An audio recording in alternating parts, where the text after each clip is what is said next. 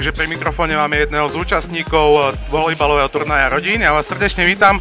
Povedzte nám tak na úvod, ako sa vám páčil tento turnaj, prípadne ako ste spokojní s organizáciou a či už ste boli na takom turnaji?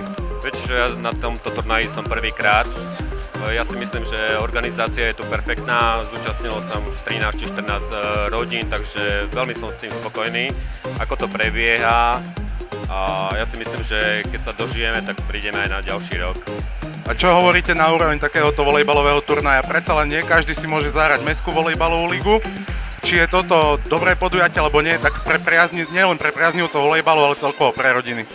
Ja si myslím, že je to dobré podujatie, práve tie rodiny sa stretnú na tie sviatky a trošku aj treba sa odľahčiť od tých kapustníc, bobaľkov a neviem o týchto jedál. Takže je to fakt, že je to super. Ďakujeme pekne. Ako sa vám pozdával celý tento turnaj? Páčil sa mi veľmi. My ako rodina sme tu boli poprvýkrát. Som rada, že sa nám tu podarilo dostať, lebo s dcerami nie sme vždy doma cez Vianoce, aby sa nám to podarilo. Po tej organizačnej stránke musím povedať, že malo dobrú úroveň a viem, čo je to organizovať, lebo som 11 rokov robila mestskú volejbalovú ligu ako organizátor. Takže podarilo sa to CVCčku veľmi pekne a gratulujem im k tejto akcii. Takže ako ste spomínali, nie ste veľmi často s dcerami, takže možno veľmi dobrá možnosť, ako sa stretnú celá rodina a zísť sa na takomto podujatí. Áno, super. Takže prídete určite aj na budúci rok, ak sa tento turnaj bude konať. Keď prídu dcery, ja veľmi rada. Ďakujem pekne a budeme držať palce.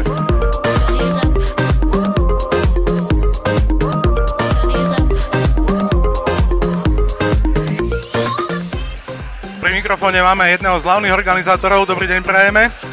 Zaujímal by nás váš pohľad na celé toto podujatie, aby ste nám povedali možno, aký je to ročník, koľko mužstiev bolo a celková úroveň tohto podujatia. No, som maximálne rád, že po prvýkrát v športovej hale Igora Nováka prišlo na ihrisko 140 ľudí, ktorí športovali, čiže 14 družstiev. Začínali sme so 6, po 5 rokoch je to 5. ročník, je už 14 a bolo prihlásených 19 družstiev. Čiže 190 ľudí na jeden deň do športovej haly, aby každý športoval. Je to super.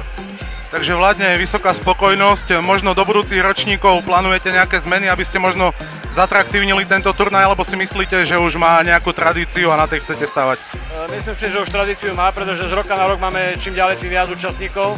A čo sa týka atrakcie, už pozrite sa, pripravuje sa súbor Topľan, ktorý nám tu trošku začne hrať na našu peknú ľudovú nôtu, tak si myslím, že to určite bude spestrenie. Máme otvorené samozrejme aj kaviareň pre návštevníkov a samozrejme nová hala, ktorá má 240 ľudí kapacitu na sedenie. Ďakujem veľmi pekne a budeme držať palce do budúcna.